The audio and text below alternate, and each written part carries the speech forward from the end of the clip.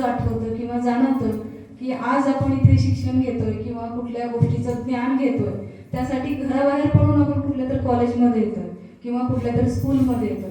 तर त्यासाठी सर्वप्रथम आपण त्यांना वंदन करतो की त्यांच्यामुळे आज आपण घराबाहेर पडलो आणि त्यांच्यामुळे आज आपण सुशिक्षित होत आहोत आणि स्वतःच्या पायावर उभे राहतो.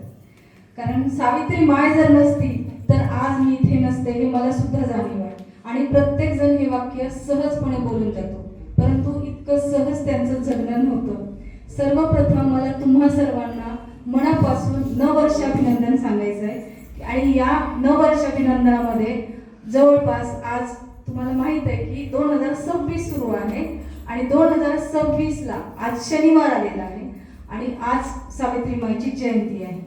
तर 2026ला जशी आज सावित्रीमाईची जयंती आलेली आहे, तशी 1848ला 1 तारखेला जेव्हा त्यांनी शाळेची सुरुवात केली तो वार सुद्धा शनिवार होता.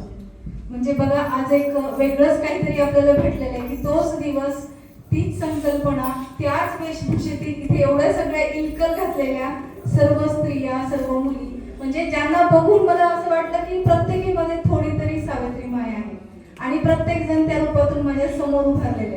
आणि कुठेतरी मी मॅमला म्हणून गेली की मॅम, मी पण इलकल घालणार होती, पण मला असं वाटलं की बाबा सजून धजून झाली काय की, म्हणून मी इलकल टाळली. परंतु तुम्हा सर्वांमध्ये जेव्हा मी अगदी मॅम पासून सगळ्यांमध्ये जेव्हा मी सावित्री माय बघितली तेव्हा मनापासून तुम्हा सगळ्यांना वंदन करावं वाटलं. तर तुमच्यातील या सावित्रीच्या भूमिकेबद्दल, सावित्रीच्या जगण्याबद्दल मनापासून तुम्हा सर्वांना नमस्कार. सावित्रीबाईबद्दल आपल्याला सगळ्यांना माहित आहे की भिड्यांचा वाडा कसा मिळाला, शिक्षण कसं सुरू झालं, अगदी शिक्षणाची सुरुवात करताना सुद्धा काय त्रास झाले. सर्वप्रथम मी सांगू शकते की सावित्री एक अतिशय कणखर स्त्री होती. कणखर म्हणते मी, विशेषतः ती अशी होती की जी खंडोजी पाटलांची लेक होती. म्हणजे ती एक पाटलाची लेक होती. तो कणखरपणा तिच्यामध्ये होता आणि तिच्या आईचं नाव लक्ष्मीबाई होतं. या दोघांची ती एक अतिशय स्वतंत्र पुत्री होती. त्याचबरोबर तिच्यामध्ये विशेष असा एक कणखर बाणा होता. तुम्ही कुठेही फोटोमध्ये पहा, जिथं ज्योतिबा आहेत आणि जिथं सावित्री आहे, सावित्री माईची जी तुम्ही प्रतिमा पाहता ती उंची पुरी भारदस्त आहे आणि अतिशय आकर्षक आहे. त्या मूर्तीसमोर किंवा त्या प्रतिमेसमोर आपण नतमस्तक होतो, अशी त्यांची भारदस्त प्रतिमा आहे. ज्यावेळेस त्यांना शाळेसाठी शिकवण्यासाठी तयारी होत होती, त्यावेळेस त्यांना शिकवायला कोणीच तयार नव्हतं. तो काळ असा होता की प्रत्येक जण वेगवेगळ्या विचाराचा होता. अगदी त्याला पुरोगामी सुद्धा म्हणता येणार नाही. आज आपण जातपात म्हणतो, क्षुद्र म्हणतो, ब्राह्मण म्हणतो, जातीभेदावर तर आजचा काळ सगळ्यात जास्त आहे. परंतु तो काळ सुद्धा असताना सुद्धा त्यामध्ये तुम्हाला माहितीच तर सांगते की 3 ब्राह्मणांनी पुढाकार घेतला सावित्रीबाईंना शिकवण्यासाठी. ज्योतिबा काही छोटी व्यक्ती नव्हते. छोटी व्यक्ती म्हणजे दिसायला नव्हे, तर ते त्या काळामधले पुण्याचे नगरसेवक होते, म्हणजे ते राजकारणात होते. ते त्याबरोबरच कंत्राटदार होते, म्हणजेच गुत्तेदार होते. ते त्याचबरोबर त्यांच्याकडे असा पैसा होता की ते मल्ल पोसत मल्लांसाठी त्यांच्याकडे वेगवेगळ्या शाळा होत्या की जिथे त्यांनी आता सरांनी सांगितल्याप्रमाणे की व्यसन मुक्ती ते करत. आणि मल्लांचं खाणं पिणं किती असतं तुम्हाला माहित आहे. त्यांना पोसणं एवढं छोटी गोष्ट नाही. एवढा पैसा ज्योतिबाकडे नक्कीच होता. म्हणजे ज्योतिबाने काय केलं, सर्वप्रथम स्वतःवर काम केलं, स्वतःचा पैसा केला, स्वतःचं अस्तित्व तयार केलं. त्यानंतर स्वतःच्या पत्नीला समोर करून पूर्ण ज्ञानाची एक दिशा दिली आणि एक ज्ञान ज्योती त्यांनी पाझरली. म्हणूनच त्यांना तुम्हाला सांगते की छोटी गोष्ट आजच्या काळामध्ये जरी एखादा मुलगा एखाद्या मुलीला जर छेडत असेल तर त्या ठिकाणी ती मुलगी घाबरून तरी जाते किंवा पळून तर जाते किंवा रडते तरी, बाकीचे बघणारे बघे असतात. त्या काळात सावित्रीबाईंना सुद्धा असा प्रकार घडलेला आहे. ज्या वेळेस त्या शाळेमध्ये जात होत्या तेव्हा त्यांना एका टवाळखोराने खास असं अडवलं होतं आणि त्याची भाषा ही होती की ए टवळे, कुठे निघालीस तू. खंडोजी पाटलांची लेक होती ती. खाडकन एक मुस्काटात मारली आणि म्हटली शाळेला निघाली. हे सामर्थ्य सावित्रीबाई मध्ये होतं. हे सामर्थ्य आपल्यामध्ये असायला पाहिजे.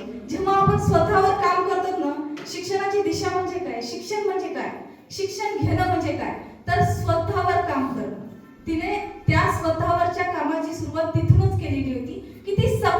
चांगलं बनवू इच्छित होती. फक्त शिक्षणाच नव्हे तर स्वतःच्या वागणुकीतून, स्वतःच्या जाण्या-येण्यातून, स्वतःच्या वर्तनातून आणि स्वतःच्या गुणवत्तेतून. आणि ही परिभाषा प्रत्येक स्त्रीने नक्कीच जगली पाहिजे. शिक्षण म्हणजे फक्त कॉलेजमध्ये जाणं किंवा शाळेमध्ये जाणं, तिथे जे सर शिकवत आहेत किंवा मॅडम शिकवत आहेत तेवढंच घेणं नव्हे. शिक्षण म्हणजे सर्वप्रथम तुम्ही तुमच्यावर काम करणं. तुम्ही जेव्हा सक्षम होता तेव्हा तुम्हाला बाकीच्या सगळ्या गोष्टी करायच्या आहेत. आज मी जेव्हा इथे येत होते तेव्हा प्रत्येक गोष्टीला अगदी निरखून पाहत होते. प्रत्येक डिपार्टमेंट तुमचं पाहिलं, नवीन काय झालंय ते पाहिलं, तुमचे ड्रेसेस पाहिले. अगदी ज्या मेन कपड्याला शेतावर सोयाबीनला झाकण्यासाठी वापरतात त्याच्यापासून बनवलेला ड्रेस सुद्धा पाहिला. म्हणजे क्षणात मला असं वाटलं की अशी सुद्धा कल्पना असू शकते. आणि या कल्पनेवर काम करणं म्हणजे स्वतःवर काम करणं आहे. जेव्हा तुम्ही तुमच्या स्वतःच्या कल्पनेवर काम करता, सुशिक्षित बनण्यासोबतच स्वतःचे जे विचार असतात ते विचार स्वतःच्या संकल्पनेमध्ये टाकता आणि त्यासाठी परावर्तित होता, तेव्हा ते खरं तुमचं शिक्षण असतं. आणि ते मला इथं पाहावयास मिळतं. प्रत्येक कॉलेजमध्ये हे पाहावयास नाही मिळत. मला मोबाईलच्या जगामध्ये स्वतःच्या ज्या काही आवडी-निवडी आहेत त्याला जागृत करण्यासाठी किंवा स्वतःच्या कलेचा जर विकास करायचा असेल तर फॅशन डिझायनिंग सारखा दुसरा शिक्षणाची पद्धतच नाही. मी याला व्यवसाय म्हणत नाही बरं का, कारण हे स्वतः अगोदर शिकलं पाहिजे. कुठल्याही व्यवसायामध्ये खूप खूप कॉम्पिटिशन आहे. आज माझा व्यवसाय असू द्या, मी शॉप चालवत असू द्या, आणखी दुसरे असू द्या, कॉम्पिटिशन आहे. पण इथं तुमची कॉम्पिटिशन कोणासोबत आहे तर तुमची कॉम्पिटिशन स्वतः सोबत आहे. आज मी जे केले त्यापेक्षा मला उद्या काय करायचं ही कल्पना फक्त तुमच्या मेंदूत जागृत होऊ शकते, कारण तुम्ही ते शिक्षण घेतलेलं आहे. आणि त्या शिक्षणाचा विकास करण्यासाठी तुम्हाला प्रत्येक क्षण भेटतोय. आजचा दिवसातली संकल्पना उद्या नाहीये, उद्या आणखी वेगळी संकल्पना आहे, उद्या मी आणखीन काहीतरी वेगळं करणार आहे. ही संकल्पना तुमच्या मनामध्ये नक्कीच येते जेव्हा तुम्ही एक चांगलं शिक्षण घेतात. सावित्रीबाईंनी इतकं शिक्षण चांगली पद्धत त्यांनी केली आणि त्यांनी सुशिक्षित महिला केल्या. परंतु तुम्हा सर्वांना एक गोष्ट माहित नसेल, जी एक छोटीशी गोष्ट मी सांगते सावित्रीबाईंच्या बद्दल. सावित्रीबाई अतिशय सशक्त होत्या. अगदी शेवटी ज्योतिबांना अर्धांगवायू झाला आणि तो अर्धांगवायू असताना सुद्धा ज्योतिबांनी समाजासाठी खूप काही केलं. तुम्हाला सांगते की ज्योतिबांनी आपली सर्व संपत्ती, आपला पैसा सगळं समाजासाठी दान केलं. ह्या सर्व गोष्टी करताना त्यांनी फक्त आणि फक्त लोकांचा विचार केला, लोकांना पुढे आणण्याचा विचार केला. सर्वांगीण सामाजिक कार्य होतं, ते दिखाऊ कार्य नव्हतं. आज काय झालंय, एखादं सामाजिक कार्य मी केलं त्याच्या बदल्यामध्ये मला काहीतरी प्रतिष्ठा भेटावी आणि त्याच्या बदल्यामध्ये मला काहीतरी इन्कम व्हावं, हाच एक भाव सगळ्यांमध्ये. स्वतःचं इन्कम करून स्वतःला प्रतिष्ठित करून. तुम्ही ज्योतिबांना कधी बघा, त्यांचे ड्रेसिंग बघा, त्यांच्या अंगावर कोट असतो, कोट त्यांना लाल रेशमी फेटा असतो, त्यांचा धोती सुद्धा रेशमी असतो आणि त्यांच्या पायामधले जी चप्पल आहे ती सुद्धा अगदी प्युअर लेदरची असते. म्हणजे त्यांनी स्वतःचं राहणीमान अगदी उच्च ठेवलं, स्वतःची वागणूक सुद्धा उच्च ठेवलं, स्वतःचं समाजकार्य सुद्धा अगदी उच्च ठेवलं. आता सरांनी काय सांगितलं, मित्र कसा असावा तो कृष्णासारखा असावा असं सांगितलं. मला तर नेहमी वाटतं, मी मागे सुद्धा तुम्हाला सांगितलं की पती कसा असावा तर ज्योतिबांसारखा असावा. स्वतःच्या पावलांसोबत पावलं टाकणारी पत्नी सोबत असावी आणि स्वतःच्या नावापेक्षा पत्नीचं नाव हे जास्त पुढे जावं यासाठी प्रयत्न असावा. तर असे क्रांती सूर्य ते होते. अशा अर्धांगवायू झालेल्या पतींची जेव्हा सेवा करत करत बाकी सर्व समाजकार्य जेव्हा करत होत्या, शेवटी त्या एकट्या राहिल्या, ज्योतिबा गेल्या. ज्योतिबा गेल्यानंतर सुद्धा त्यांनी हार मानली नाही, त्या सतत कार्य करत राहिल्या. आणि जवळपास 1877च्या नंतर प्लेग आला आणि प्लेगमध्ये झटझट माणसं मरायला लागली. या प्लेगमध्ये सगळ्यात मोठं काम जर कोण केलं असेल तर ते सावित्रीबाईंनी. पुण्यामध्ये त्यांचं काम आजही नावाजलं जातं. त्यांच्या कामासाठी अगदी त्यांना शेवटच्या क्षणापर्यंत जगता आलं. प्लेगचे जेव्हा इंजेक्शन्स तयार झाले आणि इंजेक्शन्स तेव्हा सगळ्यांना देत होते, तेव्हा असा एक दिवस आला की त्यामध्ये फक्त एक इंजेक्शन राहिलं आणि त्या इंजेक्शन समोर एक बाळ होतं आणि दुसऱ्या होत्या आपल्या सावित्रीबाई. तेव्हा सावित्रीबाईंनी काय म्हटलं असेल, खूप जग पाहिलं मी, खूप जणांना पाहिलं मी, खूप जगले मी, खूप जणांसाठी खूप काहीतरी करू शकले मी, परंतु आता या बाळासाठी, या बाळाला सगळं करायचंय, याला पाहायचंय, सगळं याला जगायचंय, जे काही मी केलंय ते त्याला सर्व करायचंय. म्हणून त्यांनी ते प्लेगचं जे इंजेक्शन आहे ते स्वीकारलं नाही. त्यांच्या ऐवजी ते प्लेगचं इंजेक्शन एका लहान मुलाला देण्यात आलं आणि त्याचा जीव वाचला. आणि शेवटला जेव्हा सावित्रीमाई जात होत्या तेव्हा त्यांच्या तोंडामध्ये एकच उत्तर होते, मला ज्योतिबा दिसतंय, मी जातीये त्यांच्याकडे. अशा प्रकारचा त्यांचा मृत्यू झाला. जन्म प्रत्येक जण सांगतो ह्या दिवशी झाला, सावित्रीमाईने हे केलं, सावित्रीमाईने ते केलं, शिंटोडे उडवले गेले, सावित्रीमाई अशा वागल्या, सावित्रीमाई तशा दिसत होत्या. पण मृत्यू खूप कमी जण सांगतात. हा मृत्यू म्हणजे काय? इच्छा मरण कशाला म्हणतात? जेव्हा तुम्हाला मरण येतं ना तेव्हा तुम्ही सगळ्या गोष्टींना जेव्हा नाकारता आणि म्हणता की नैसर्गिक प्रक्रियेने मला मृत्यू यावा, त्याला इच्छा मरण म्हणतात. इच्छा मरण म्हणजे आत्महत्या नाही, सुसाईड नाही, कुठं तर जाऊन काहीतरी करणं नाही. इच्छा मरण म्हणजे ज्या वेळेस तुम्ही मृत्यूला अगदी सहजपणे स्वीकारता. असं एक सुंदर इच्छा मरण त्या जगल्या आणि त्यामुळेच आज त्या एवढ्या अमर आहेत. आज आपण प्रत्येक वर्षी त्याच उत्साहाने, त्याच पद्धतीने, त्याच आवडीने परत एकदा सावित्रीमाई जगायला बघतो. म्हणजे आपल्यामध्ये आपल्याला कुठंतरी असं वाटून जातं, मी आज इथे उभी आहे ना, मला वाटलं कुठंतरी सावित्रीमाई माझ्यामध्ये आहे. तुम्ही इथे बसलात, तुम्हाला असं वाटतं की कुठेतरी सावित्रीमाई माझ्यामध्ये आहे. त्यांच्यातला 1% तरी आपल्यामध्ये जरी आला ना तर आपण त्यांच्यासाठी खूप चांगले ठरू, म्हणजे पूरक ठरू. एक भारतीय स्त्रीला त्यांनी जे दिलंय ते आपल्यामध्ये नक्कीच आपण साधू शकलो. खूप साऱ्या गोष्टी अशा आहेत की ज्या सावित्रीमाईच्या आहेत, ज्योतिबांच्या आहेत, त्यांच्या आदर्शवादाच्या आहेत. परंतु मला सगळ्यात जास्त महत्त्वाचं काय वाटतं, तुम्हाला सांगा वाटतं की नेमकं काय करायचंय आपल्याला शिक्षण घेताना. शिक्षण म्हणजे काय आहे तर फक्त आणि फक्त स्वतःवर काम करणं आहे, डाऊन टू अर्थ जगणं आहे. ज्योतिबांनी सर्व संपत्ती देऊन टाकली. अगदी सावित्रीमाईनं काय केलं, शेवटपर्यंत लढत राहिली आणि या सर्वांनी कुठलं काम केलं तर डाऊन टू अर्थ केलं. आज आपला इगो इतका मोठा असतो की आपण थोडीशी चुकलो, मैत्रिणीसोबत थोडासा वाद झाला, मित्रासोबत थोडासा वाद झाला, शेजाऱ्यांसोबत काही झालं, घरात काही म्हणतात, आपल्याला स्वतःहून बोलायला नको होतं. भेटलं तरी कोणी तर पटकन आपल्याला स्माईल पण नाही द्यायला आवडत. का? माझी ओळखच नाही ना, काय गरज पडली, माझा काय संबंध आहे? जिथं संबंध आहे तिथं स्माईल आहे, जिथं संबंध आहे तिथे तुमची ओळख आहे. असं न करता माणुसकी ह्या दृष्टिकोनातून समोरचा माणूस आहे त्या माणसाला आपण समोरच्या स्माईल दिलंच पाहिजे, आपलं हास्य प्रेरलंच पाहिजे. आपल्याकडे पॉझिटिव्हिटी आहे ती त्यांच्यापर्यंत पोहोचलीच पाहिजे. आज इतक्या वर्षानंतर सावित्रीमाई जर त्यांच्यातली पॉझिटिव्हिटी पोहोचत असती आपल्यापर्यंत उदगीर सारख्या एका छोट्याशा तालुक्यामध्ये, तर आपण आपल्या गावामध्ये, आपल्या क्लासमध्ये, आपल्या घरामध्ये, आपल्या शेजारी का नाही पोहोचू शकत? ही एक छोटीशी गोष्ट आपल्या मनामध्ये यायला पाहिजे. मला आज फक्त एकच सांगा वाटतं की सर्व निगेटिव्हिटी काढून टाकायचा प्रयत्न करा, फक्त स्वतःवर काम करा. नववर्ष अभिनंदन म्हणजे असं नाही की न्यू इयर आलाय, पिझ्झा खाल्लाय, आईस्क्रीम खाल्ले, असा काहीतरी प्रकार केलाय ना, आम्ही चला सगळ्या एकमेकांना विश करतोय, सरांना विश करतोय, मित्रांना मैत्रिणींना विश करतोय की happy new year, happy new year, happy new year. अरे हॅपी न्यू इयर म्हणजे काय? नवीन वर्षाची सुरुवात करताना मागे जे काही वाईट घडलंय त्याला तुम्ही पूर्ण काढून टाका, स्वतःच्या चुका मान्य करा. त्या चुका फक्त मान्यच करू नका तर त्या परत न होण्याचा प्रयत्न करा.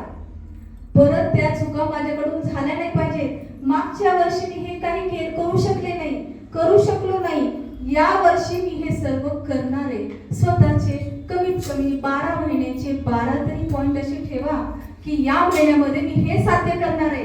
हे फूल मला खूप आवडतं, या फुलाला मी या ड्रेसवर, या साडीवर सगळ्यात आकर्षक पद्धतीने कसं करेन आजच्या दिवशी, उद्याच्या दिवशी मी कोणाला नमस्कार करेन, परवाच्या दिवशी मी कोणाला आनंद देईन. हे स्वतः ठरवा आणि स्वतःवरच काम करा.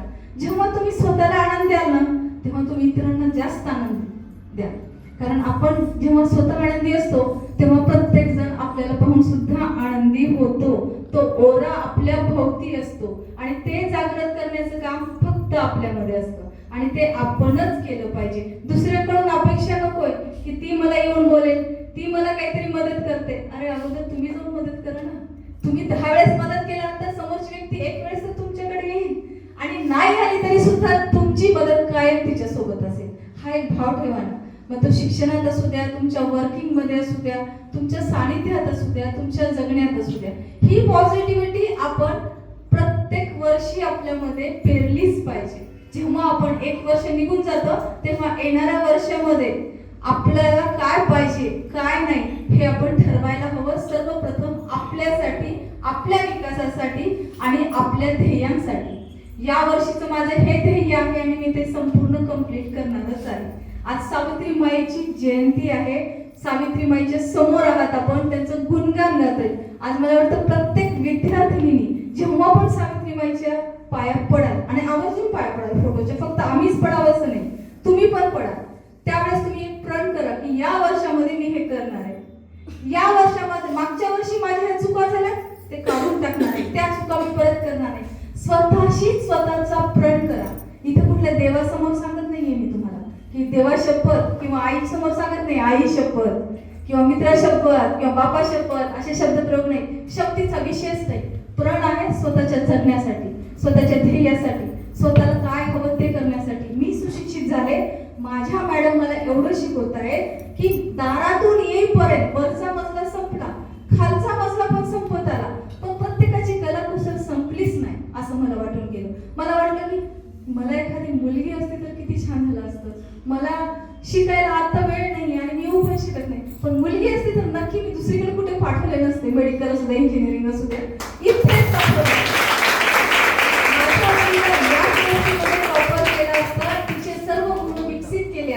असं मला मनातून खूप वेळेस वाटून गेलं.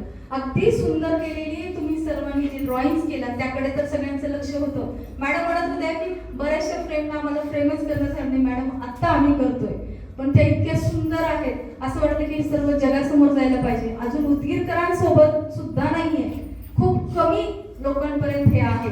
कारण फॅशन डिझायनिंग उदगीरमध्ये माझा मुलगाच मला त्यांना सोडत मला फॅशन डिझायनिंग आणि उदगीरमध्ये कॉलेज आहे. म्हटलं हो बाबा तू कोट्याला आलास, तुला बाकीचं सगळं माहित आहे पण उदगीरचं माहित नाही म्हटलं. आणि आज जर त्याचा पेपर असता तर मी त्याला घेऊनच येणार होती सर्व दाखवण्यासाठी स्पेशल. तर ह्या ज्या गोष्टी आहेत ना त्या सर्वांपर्यंत पोहोचायला पाहिजेत. कलाकुसर मॅडम जसं म्हटलंय की एवढे घगरे अगदी आपल्याकडे गेले, दांडिया संपला तरी सुद्धा त्यासोबतची ज्वेलरी पाहताना माझं मन एकदम त्याच्याकडे आकर्षक होत होतं. त्याचबरोबर अगदी छोटी सुद्धा तुम्ही जी बनवलेली आहे की छोटे छोटे फ्लावर्स बनवलेत. माझ्या मताने एकाने असंच हा बनवलेला आहे का म्हणजे तुळशी बनवलेली आहे, तुळशी वृंदावन आहे. मला माहिती आहे की हे बनवताना प्रचंड त्रास होतो, एका झटक्यात ते बनत नाही. त्याला खूप त्रास आहे, दिसायला खूप आकर्षक वाटतं, समोरच्याला वाटतं का मी याला 500 रुपये देऊ, का मी याला 800 रुपये देऊ.